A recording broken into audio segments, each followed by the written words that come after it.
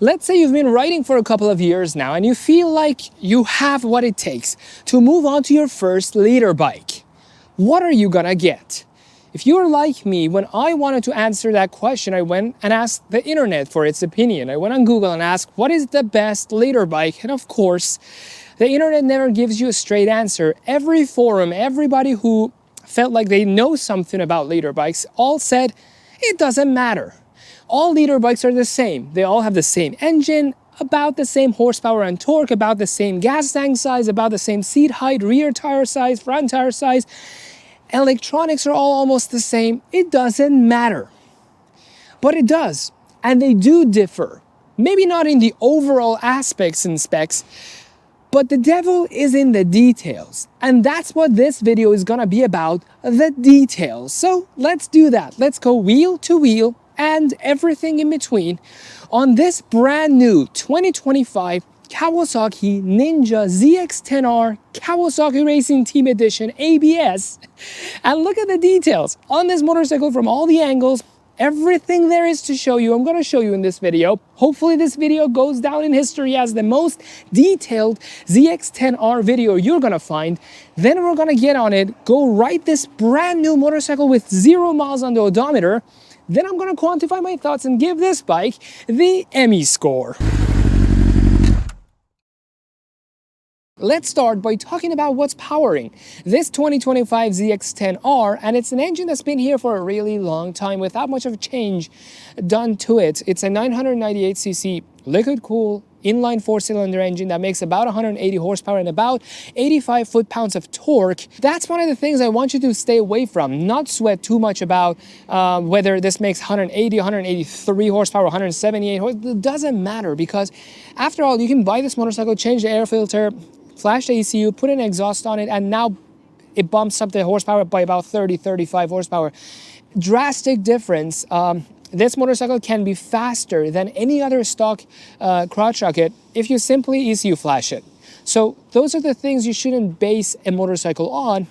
There are more things to worry about or to care about, really. The upside of an engine that hasn't changed in so long, obviously it goes without saying that it's more reliable.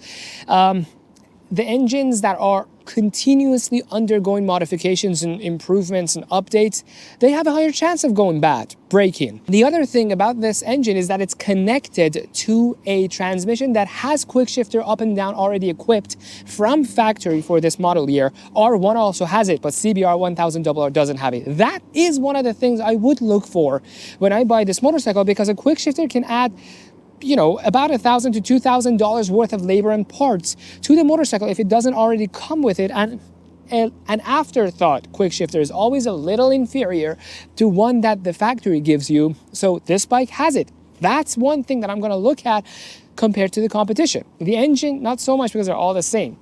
Transmission and quick shifter, it can differ crotch rocket to crotch rocket. So pay attention to what kind of transmission you're getting and whether it has quick shifter. And if it has quick shifter, is it up and down or not? And if it's up and down or not, is it auto blipped equipped or not? Let's take a listen to how the 2025 ZX10R's exhaust, stock exhaust, sounds.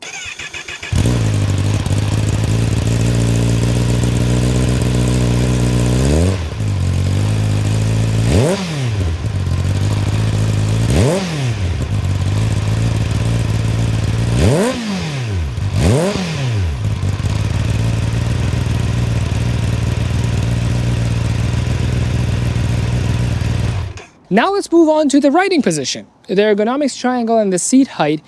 You're gonna be having an aggressive riding position regardless, but you'd know that by the time you move on to the liter bike, because you're probably coming from like a 600cc super sport bike. You're already familiar with how cramped and uncomfortable these motorcycles are. That shouldn't be news to you. But comparing these to one another, this seat height here on the ZX10R is 32.9 inches, on the CBR 1000RR it's 32.8 inches, and on the Yamaha R1 it's 33.7 inches. R1 is about an inch taller than both this and the CBR 1000RR, and the shortest of them all is the S1000RR from BMW at about 32.5 inches. Not super different, but mathematically it's shorter. So there's that. Now let's move up here and talk about two of the most important attributes that I think are make or break for me when it comes to a super sport motorcycle, a high performance motorcycle. And those two are the brake system and the suspensions, because these two are extremely expensive parts of a motorcycle if you choose to down the line upgrade them to something else just because the original OEM version did not work out for you. That's a lot of complaints I hear about the R1s, because they're really expensive motorcycles, the Yamaha R1s. They're very expensive. They're very nice motorcycles everywhere else except the suspensions that are KYB, which compared to the ZX10R are budget options, as well as their brakes. Their in-house Yamaha brakes. Look at those two options on the ZX10R for about the same price or even a little cheaper than an R1.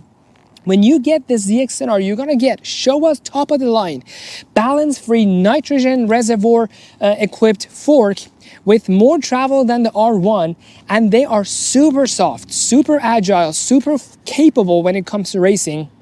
I would not trade this suspension for any other aftermarket because it's simply better than anything else out there, and it also looks really nice. A lot of people aesthetically just like how these suspensions work. It's fully adjustable. And now let's talk about the brakes. You have Brembo on this motorcycle, which is amazing. It's like an Italian bike, a tribute. Always Ducatis and Temi Gustas had Brembos, and now you see it on the Ninja ZX10R. None of the other motorcycles have Brembos. Both of them use in-house brands, the CBR 1000 and the R1. So both brake-wise and suspension-wise, ZX10R is definitely the clear winner here. If you go buy any of those other motorcycles and you end up not liking, let's say, the suspensions, the forks up here, you're looking at about $2,000 to $3,000 at least to upgrade those. So if you can get some motorcycle that you like from the get-go, you're saving money in the long run. Now let's talk about electronics on this motorcycle, because believe it or not, that was my biggest complaint with the ZX10Rs of the past, the previous generations, generation 1 to 5, they always lagged behind every other company. Even the most boring one, which is Honda, still had technological advancements, an edge over Kawasaki, but that's not really the case anymore. Up until the previous generation, which ran up to 2020, we knew of COVID, but still, ZX10Rs didn't have a TFT screen on them. Everybody else had them. CBR had it, BMW had it, Ducati had it, Yamaha had it. Kawasaki was still sticking to that Formula One style tachometer, the LEDs that sweep one way to the other, but they have changed that. In this generation, we're in the 5th year of this generation, so I'm happy that they upgraded it. But anyways, this is a list of all the electronics you're gonna get. Starting from there, you have a steering bar damper, which is great. You don't have to add your own. Up here, you have a gear shift light and a 4.7-inch TFT screen, full color, really nice looking. You also have Kawasaki's engine brake control, KCMF or Kawasaki cornering management function. You have Kawasaki quick shifter, both up and down with auto blipper on this motorcycle. You have power modes. You have SKTRC or Sport Kawasaki traction control, which is just your typical traction control. You can pick from various levels and intensities. You have smartphone connectivity, which is not that helpful, honestly. I have my own Kawasaki and I actually deleted the app because it's so unhelpful. It doesn't really offer you anything you need to know. You also have ABS on this model, which is a pretty good touch. That is the biggest thing for me. ABS. If the motorcycle doesn't have ABS, don't even bother buying it. In this day and age, having a crotch rocket and not having ABS is madness. This motorcycle has the option of either having or not having it. This one has it. I would not buy the one that doesn't have ABS. You have horizontal backlink rear suspension. It's just another fancy term for the fact that the rear suspension, the Showa that I just showed you earlier, is mounted horizontally instead of vertically. It's supposed to help with some ergonomics that I'm not smart enough to know. You also have Kawasaki's intelligent anti-lock brake system, or the intelligent ABS, essentially, the Kawasaki version of it, which monitors more factors than just when you need ABS. It actually determines how much ABS you need, depending on the angle of the motorcycle. As I mentioned, that IMU Bosch ECU knows how much you're leaned over. In addition to how tight you're squeezing the brake line, it monitors those factors, and actually it increases or decreases or kicks in and kicks out the ABS depending on how it knows it would benefit you the most. Now let's do a bit of time traveling and look at all the ZX10Rs over the years since 2004 when they were first introduced to us by Kawasaki to today, 2024, 20 years later, and how they have changed over the years and which one I really like the most, which is, my personal opinion. You can have your own personal generation that you like the most. But anyway, starting with 2004, you had the first ZX10Rs that was the predecessor to the previous ZX9Rs, replaced the ZX9Rs for the first time. 2004, 2005 were the two first years of the first generation, and that's how they looked. 2006, 2007 was the second generation, again, another 2-year long generation, and that's typical of the first release motorcycles. The company is still trying to figure out if they're gonna stick or not, if it's well received or people hate it. They go short generations, but as expected, the next generations were a little longer. So the third generation was 2008, 2009, 2010, which I had actually a 2008 ZX10R. It got stolen from my apartment at the time. The next generation was 2011 to 2015. And the next generation was 2016 to 2020, which I had another ZX10R. I had a 2016 ZX10R. I traded that in for another motorcycle. And the last generation, the sixth generation, which is this one, was introduced in 2021 to today, 2024. Except, as always, the next year generation comes a year before that. So this is a 2025 model released in 2024. If we have learned anything from the duration of each generation, the first generations were 2-year long, the next ones were 3, and the more recent generations were 5-year long generations. I would assume either this is the last year this motorcycle is going to be built this way, or they're going to have at most one more year of this generation coming out. So if you like the look of this and you want a brand new ZX10R, this is either your last option or one to the last option to get a brand new ZX10R that looks like this. But anyways, that looks like this is the next topic to talk about, because I wanted to walk you around this motorcycle and show you how it looks from different angles. Starting with the front, a lot of people complained that this motorcycle, compared to the previous generation, got uglier. There are these holes here where the previous generation ZX10R had the light bulbs come all the way to here, flush with the body. This one is concaved like eyeballs. Some people didn't like it, but I think this is a very Ducati-inspired look, how the Ducati headlights were taken into the body of the motorcycle, like deeper, concaved. This one tried to resemble that as well. I don't know how well they pulled it off, but surrounding the headlights on both sides, you have vents, air vents. Well, the central one is the rammer for the engine, and the ones on the two sides are your flying buttresses. You have 2 up front and you have 2 by the pillion seat, the passenger seat. You also have 2 more flying buttresses. So that's overall the shape of the front of this motorcycle. I don't really have a problem with the headlights here. What I do have a little bit of problem is this light up here. Now, I understand this is a tradition that Kawasaki carries over from the previous generations. They mostly, I don't want to claim that they all had it because I'm not sure, but the majority of the Kawasaki's did have this light here. I don't know what it's supposed to achieve, because obviously this is not a headlight. It's just a decorative light, which seems out of place. I would have liked if this was just one entire, like one piece of plastic rather than being broken up by a light. But anyways, one big difference between this generation, the previous generations, is the Kawasaki River emblem up here, which previously was reserved to be only on the H2. The H2 had that logo because the turbine of the supercharger was derived from the Kawasaki's Ergonomics manufacturing plant. And because that motorcycle was a combination of a couple different Kawasaki companies working together to create a motorcycle, they stuck that logo on it. For this motorcycle, I don't know why they have this logo, because this is not a supercharged bike. Technically, nobody else had a thing to do with this bike than the motorcycle branch of Kawasaki, yet they stuck the corporate logo, not the motorcycle logo, but that's what they've done. I don't know. The mirrors are identical to the previous generation Kawasaki ZX10Rs. That's the same thing. The 2016 Kawasaki that I had 10 years ago almost had the exact same mirrors on it. And the windscreen on this motorcycle is a double bubble windscreen. You can see how concave the top of it is. It really shields you. If it was flat or shorter, the wind would have still hit you in the helmet, cramping your neck a little bit. But this one well goes around your helmet. A little bit of tuck in, you're immune to the wind. at high speed. Anyways, about the color on this motorcycle, this is a KRT version, so Kawasaki Racing Team. And Kawasaki Racing Team, if you remember the older versions, they had the green, black, and red and white. This one, the red is replaced with yellow, with gold. No real like symbol or meaning behind this change. They, I guess, just got tired of that KRT that they used to offer.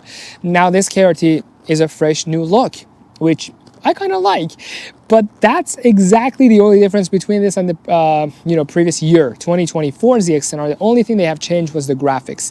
Nothing else is different between this Kawasaki and the previous years of this same generation. That's the only difference they've made. So you're more like being given more color options in 2025 than anything else. Now let's talk about storage on this motorcycle, which you don't have a lot of because after all, it is a very track-oriented bike. It's not supposed to be daily. You can, but you gotta bring that backpack along with you. To open the rear seat, you essentially grab the key, go the same place that a lot of Kawasaki's have, the keyhole under the tail, you twist it and you can remove the rear passenger seat, the pillion seat. And when you do that, you realize they have given you a toolbox, which either you have to carry that or documentation here. Both of them won't fit. But this is essentially all the space you have to store anything, which is again uptaken by the toolbox. To remove the front seat, you have to remove this piece of plastic here, like this.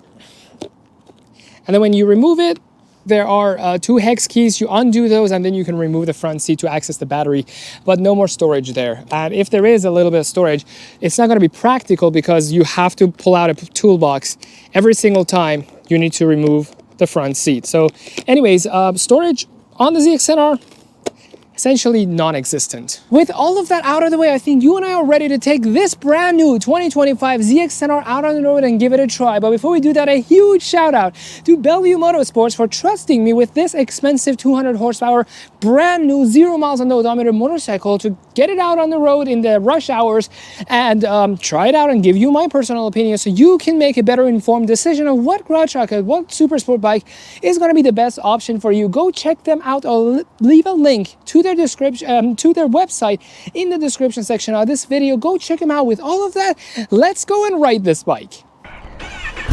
All right, let's go ride the 2025 Kawasaki ZX10R KRT.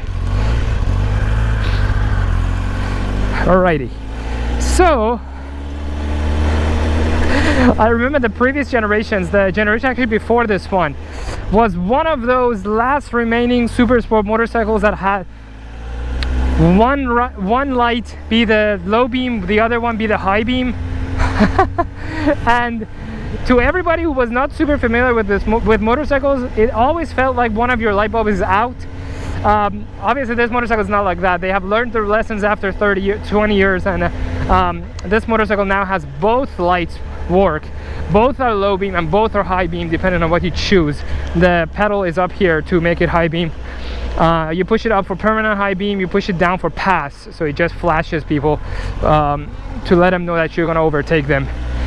But anyways, okay,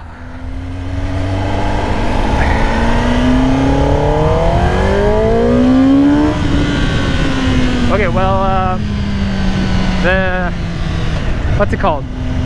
The quick shifter's not on because I couldn't shift. I'm gonna have to turn that on. I'm gonna figure it out on the way. But wow, it's fast. I'm not gonna put a lot of strain on the engine because you can see there's only 2 miles now on the bike.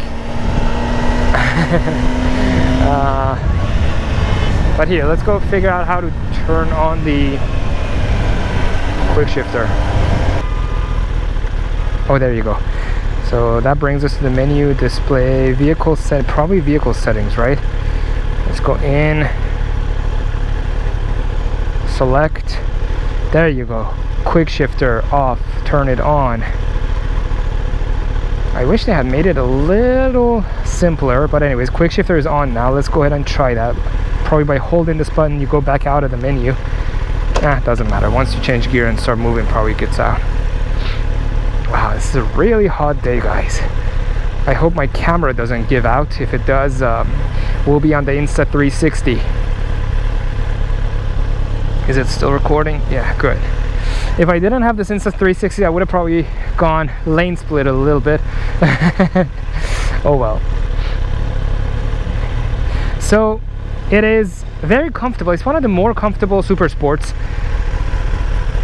R1 is the least comfortable. R1's seat is also a little thinner, the padding, making it even harsher to ride. Actually, you know what? Screw this. Let's get out. And then let's go this way.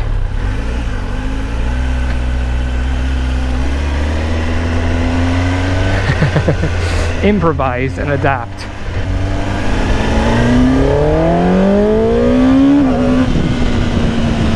Wow. Pretty fast, pretty fast. Wow. It sounds really deep on the exhaust muffler. I wouldn't even probably need to change it for a while. I'll have to change it for the way it looks, but not because of its sound. It sounds really deep and nice and roary. Ergonomics wise, I don't have to explain anything. You guys know crotch rockets are uncomfortable, so is this one. There's no sugarcoat in it. Acceleration is just how a leader bike should be, and it's probably not going to differ much, as we spoke earlier, whether this one or any other crotch rocket. They're going to, out of factory OEM, all feel the same. These mirrors are fantastic. I can see so much through them, so much in them. So just great. Overall, ZX10R is as polished of a sport bike as you're gonna get. The aftermarket support is probably not gonna be as good as like Yamaha and CBR, but why would you need aftermarket support for something that never breaks? The engine design is old, so that's not gonna break. Transmission is old, that's not gonna break. This is like the new Toyota of motorcycles. You're gonna not need warranties or after sales support for a while. Anyways, let's go back. I love this. I love this. It brings back memories of when I used to own the ZX10Rs, the two of them. Thanks for watching, guys. See you at the Emmy score.